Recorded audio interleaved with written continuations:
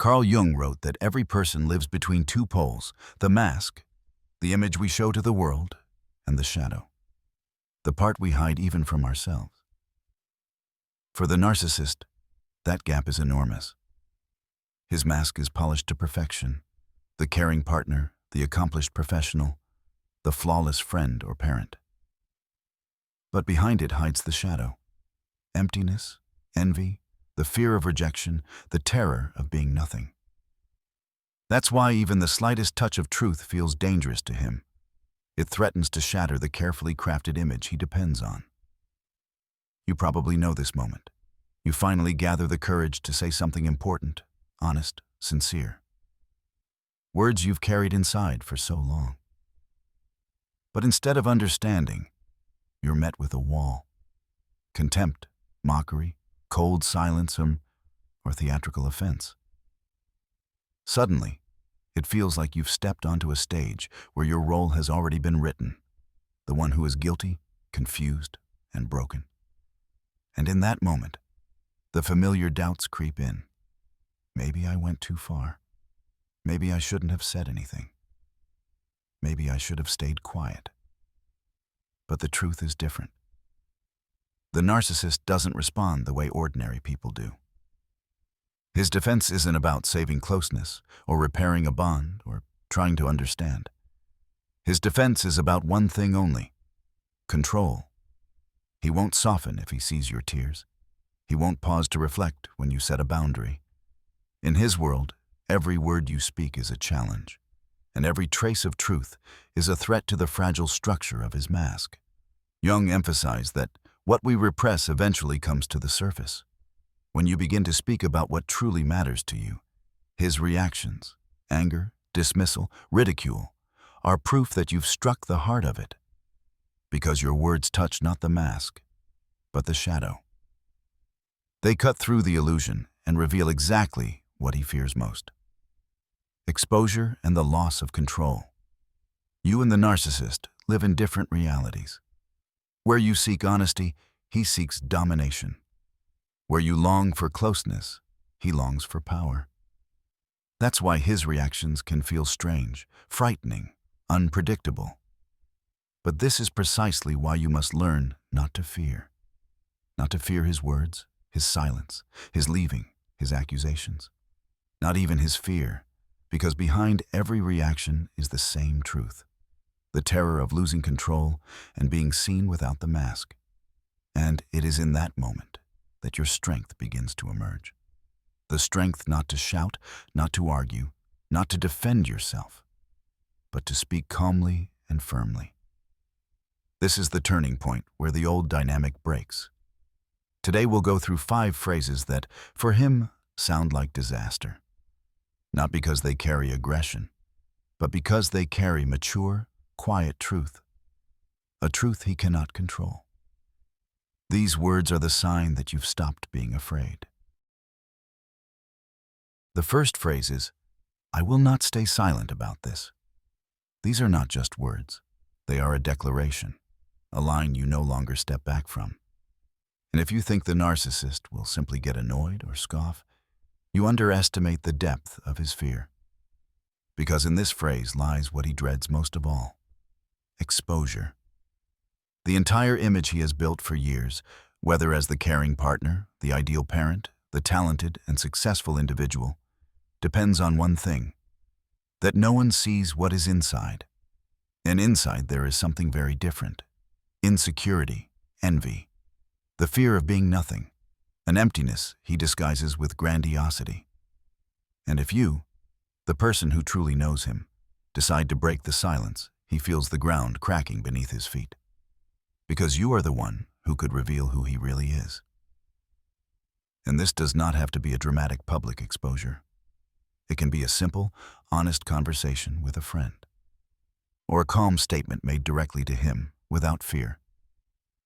When you say, "I will not stay silent about this," you stop playing by his rules. You no longer cover for him. You no longer hide the bruises on your soul, excuse the cruelty, or smother the truth inside yourself. And with that, he loses what matters most: your loyalty. That loyalty he kept on a leash through shame, through fear, through guilt, and twisted logic. He always knew how to keep you afraid of speaking. Until now. Now you are no longer afraid. It's important to remember this. The narcissist perceives strength not as another person's right, but as a personal threat. That is why he will try to suppress you immediately, with anger, with mockery, with belittling. He will twist everything to make you feel guilty, cruel, unreasonable. He may say things like, "What are you even planning to say?" or "You're making things up again," or "You're trying to paint me as a monster." And in that moment, the most important thing is not to falter, not to retreat into silence, not to start justifying yourself. This phrase must be spoken calmly. No shouting, no trembling in your voice. You are not threatening. You are stating. It is not an invitation to debate. It is a fact. Because now you know, silence keeps you imprisoned, but your voice sets you free. The second phrase is, "If you do this, then this will follow." This is no longer just a boundary. This is structure. It's the moment when, for the first time in your relationship with a narcissist, you introduce cause and effect, and it doesn't work in his favor. Up until now, it was different. He could do whatever he wanted, and you endured it. He raised his voice, and you tried to calm him down. He disappeared, and you waited. He insulted you, and you explained that you meant nothing wrong. His entire reality was built on impunity, where his actions carried no consequences. But the moment you say, "If you keep speaking to me in this tone, I will leave," the rules change. For him, such a phrase feels like a slap in the face. Not because it's cruel or harsh, but because hidden within it is the meaning he fears most. He is no longer all-powerful. He no longer controls you blindly. Now there is a condition, an action, a reaction, which means there is you as a subject, a person with will, with boundaries, with choice. And that frightens him far more than tears or shouting, because he is used to those. What he is not prepared for is your sudden maturity, your calm unpredictability. Of course, his first reaction will be aggressive. He will try to strip away your confidence immediately by devaluing your determination. You may hear things like, "Then go," or "Who do you think you are?" or "Without me, you're nothing," or "You're not going anywhere anyway." This is the classic test of strength, and in it he uses his full arsenal, from mockery to intimidation. His goal is to convince you that you are weak, that you won't follow through, that you will, as always, back down. And this is where the most important moment arrives: execution. Because a threat without action is not a threat. It's an empty sound. If you say, "If you yell at me again, I will turn off the phone," and you don't, he only grows more certain that you can be manipulated. But if you follow through and actually disconnect, that is when he begins to lose his power. This is why it's vital to assess your real resources. Don't throw out words you cannot act on. A softer but achievable boundary is better than a loud promise that ends in fear, confusion, and guilt. The phrase, "If you do A, then B will follow," must function like a law. Firm, clear, concise. It is not an ultimatum like, "It's me or her." It is not an attempt at blackmail. It is your system of coordinates in which he now has to exist. It is you reclaiming the right to act instead of merely reacting. What the narcissist fears is not the consequence itself. He fears that, for the first time, you will actually carry out what you said you would. Because when that happens, he loses his most effective tool, the fear that kept you bound. The fear of being abandoned, the fear of being called too harsh, unloving, selfish. But you are not selfish when you set conditions. You are a person who is no longer willing to live without rules. The third phrase is, I don't want to. This phrase is not just a refusal. It is a verdict. If the previous boundaries could still be seen by the narcissist as temporary obstacles, as attempts to influence, manipulate, or get attention, here it is entirely different. There is no if, no condition, no second chance. There is only the fact. You don't want to. You're not unsure, not needing time, not asking for a pause. You are saying directly and firmly, I don't want to live with you, or I don't want to be with you, or simply, I don't want you in my life anymore. For the narcissist, this is one of the most humiliating experiences, because his whole identity is built on the illusion of his own importance, uniqueness, and irreplaceability. He is used to believing that he must be wanted, that others must need him, fight for him, cling to him. Even when he destroys, insults, or ignores, in his perception, he is still the one in control, the one who decides whether you will be together or not. And you are only reacting. But when you suddenly step out of that dynamic and say, without drama or tears, I don't want to, you are refusing the entire game. And at that moment, he comes face to face with what he is completely unprepared for. Rejection. This rejection is not just painful for him, it threatens the very foundation of his false self. Because you were the person who, for a long time, played along with the rules, adjusted, waited, hoped. And now, it is you, not some stranger, not a casual acquaintance, but you, who truly knows him, saying that you don't want him anymore. This is not just refusal. This is a message. I see who you are, and that is exactly why I don't want you. At this point, the narcissist will use everything in his arsenal to make you doubt yourself. He may play the role of the wounded victim. He may try to win you back with sudden tenderness.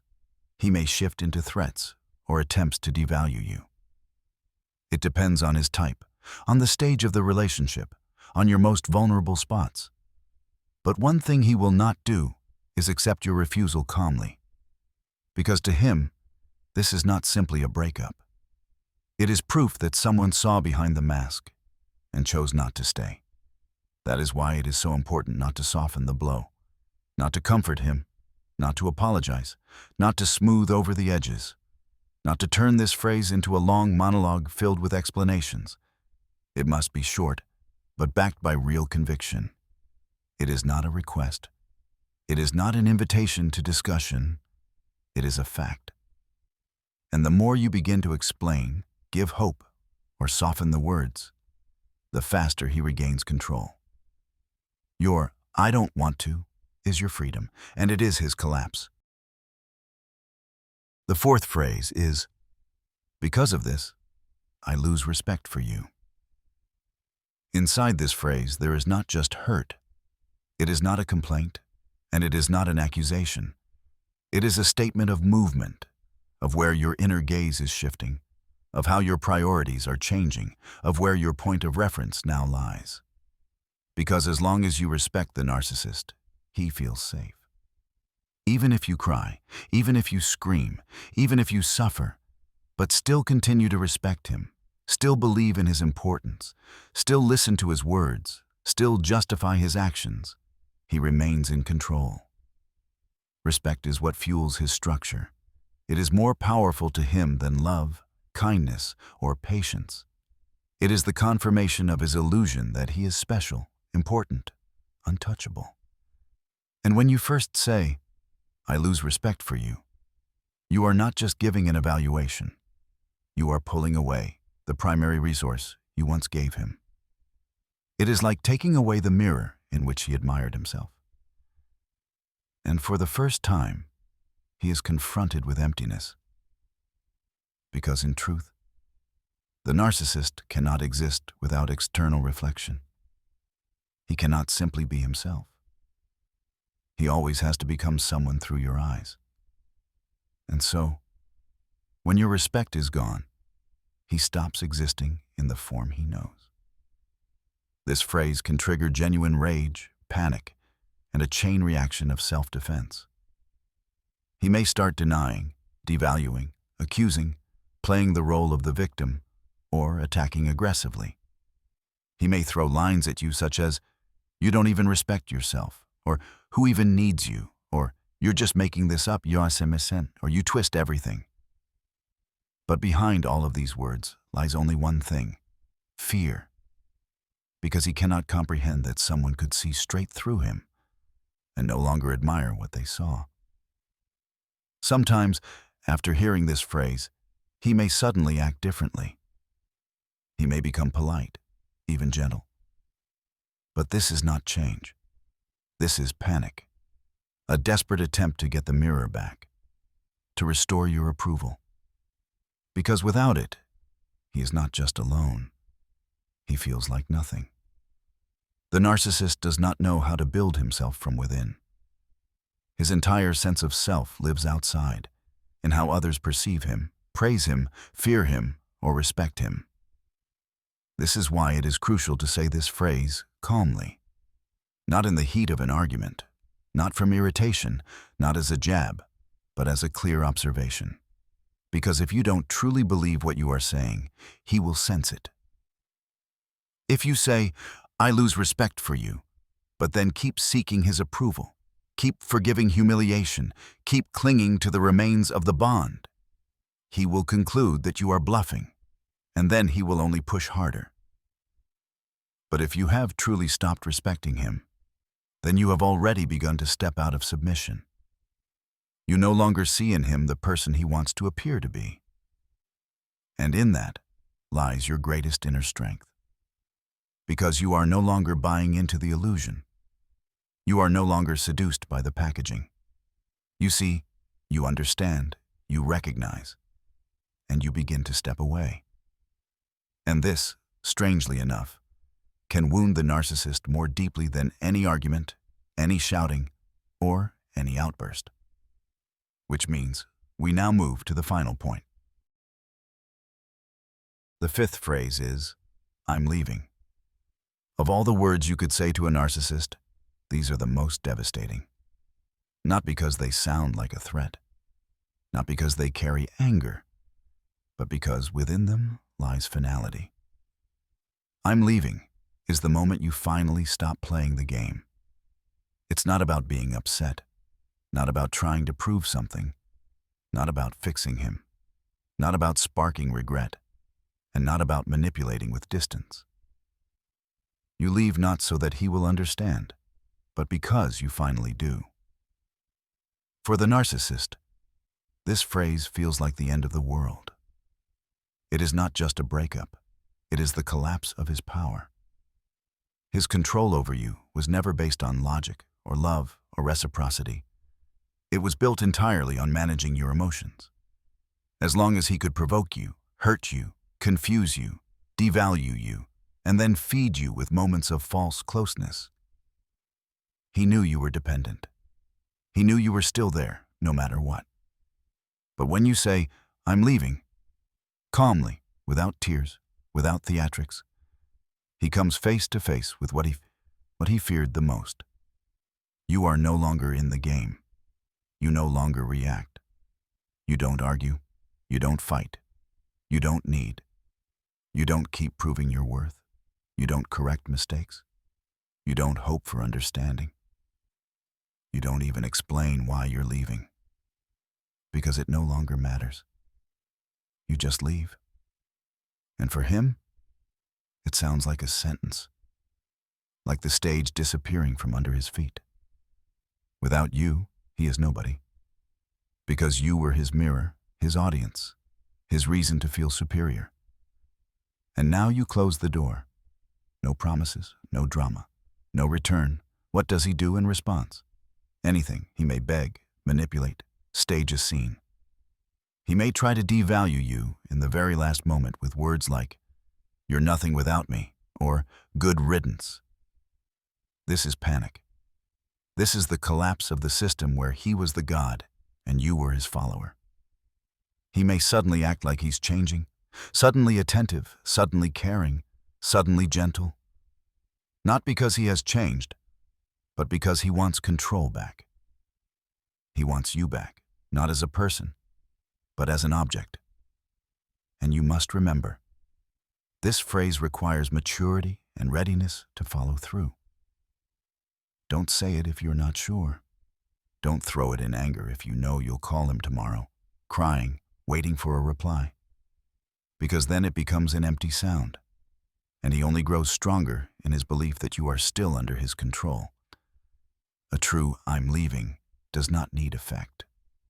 It does not need an answer. It simply happens.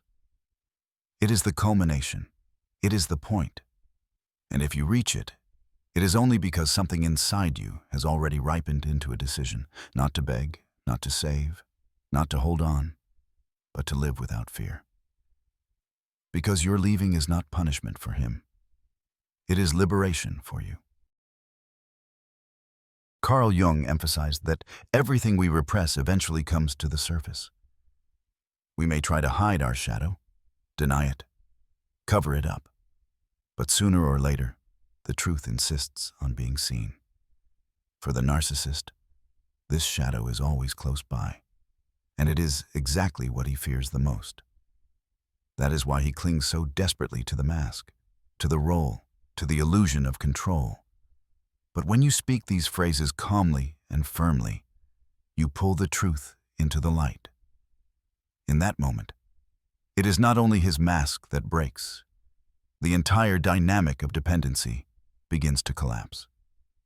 You are no longer trying to convince him, no longer justifying yourself, no longer keeping silent. You step out of the scene he has been performing again and again. For him, it feels like disaster. For you, it is freedom. Because at that moment, the story stops being about him. It becomes about you, about the fact that you are no longer afraid, about the fact that you are calling things by their real names, about the fact that you now have the inner right to live the way you choose, not the way someone else dictates.